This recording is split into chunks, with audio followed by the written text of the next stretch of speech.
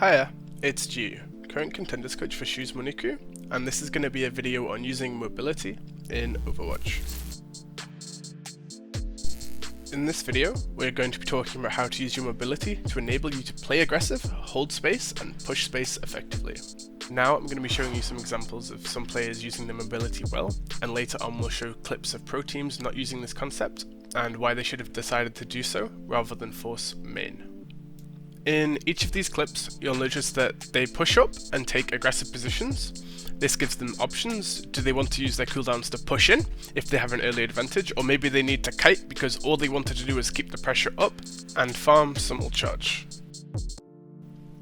Setting up or staging aggressively without using your cooldowns to proactively get to high ground, a choke, or an off angle gives you the ability to pressure early, while still having access to these cooldowns to reposition further on their rotate. Or to just keep pushing if you see an opportunity, or to kite to safety if you're scared of being pushed or have gotten cleaved for HP. Setting up or staging aggressively without using your cooldowns gives you the ability to pressure early while holding space, like a high ground or a choke, or to be able to take more risks while pushing space, as you still have access to these cooldowns like leap, grapple, and dash to reposition to safety, or to use them to play more aggressive and look for elims. Most heroes in Overwatch have some form of mobility, so try to use it to your advantage. Even cooldowns like Cassidy's roll, Tracer's blinks, and Diva's boosters should be thought about with this intent, even though the majority of players just use them on CD. An alternate example would be how you would use Flash in League or Jet's Dash in Valorant to enable yourself to be more aggressive or to quickly get out of a situation you don't want to be in. Players like to focus on mechanics when giving advice. They like to look at how to min-max their damage per second or adding tech to their gameplay, like blink melees, melee cancels, hours upon hours in Kovacs, simply because it's more noticeable and feels good to do. However, it's an arduous process compared to thinking about your gameplay.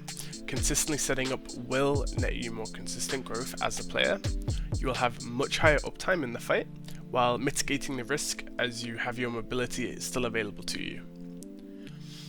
TLDR, more uptime means more damage means more ult charge means more opportunities for impactful plays with ults, like Primal Rage, Pulse Bomb, and Blade, etc. Something that's said a lot as well is watch pro players' streams. Xstreamer is so nice. He answers loads of questions about the game. This player is really good at this one hero, watch him to get better. I think most of these lead to people mind-numbingly watching players without understanding the decision making going into their gameplay. Why did he set up there? Are they just doing that for content? These are the type of questions you should be asking yourself, and don't prioritize watching players over actually playing the game yourself. The first clip I'll be looking at is Glads vs Shanghai. The first thing I want to point out is that Fate on Monkey quickly repositions to the bottom after the matchup is revealed to be a Bull's End comp. This allows him to do several things all at once. He can contest any flankers coming under, like the Sombra or Tracer, and force their cooldowns, deny them the ability to force point, as he's in a very comfortable position to contest, as well as deny their backline the ability to rotate under to try to get LOS on top, essentially creating a map objective that Glads need to clear before they can properly execute a dive on Shanghai's core.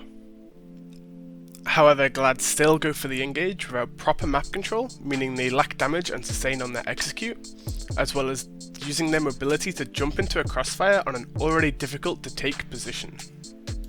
The Gladiators should have taken their time to secure right side using their superior mobility to bully the monkey out and give their backline the ability to impact a soft dive, where they can either rotate to mini and push left side high ground, or if the initial dive exceeded expectations, they can take right side or simply pressure point to push their advantage.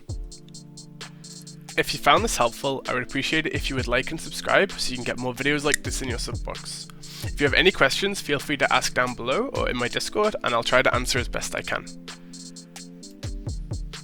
In the next clip, you'll see Shanghai get to a shaky start, with Void getting D-Mex trying to defense matrix Fate's slamming Atlanta's push, with Fate falling shortly after. However, Shanghai's DPS do a good job of punishing Hawk and then taking angles, enabling their Zen to still participate in putting pressure on Atlanta's brawl till their tanks come back.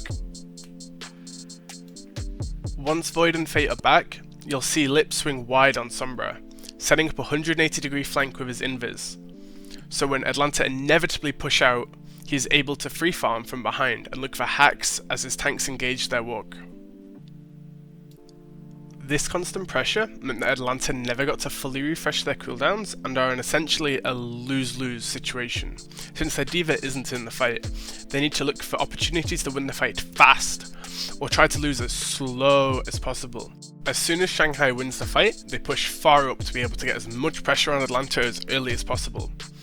Any opportunity to get out Lamp, break shield, or just to build ults must be taken to ensure a clean fight win, all while making sure they're setting up aggressively and have their mobility available to reposition if they need to. I hope this helped you understand how to use setups in conjunction with mobility to enable a more aggressive playstyle. If you want to see more of me, don't forget to subscribe, and on every Friday I'll be doing free VOD reviews on Twitch, link in the description.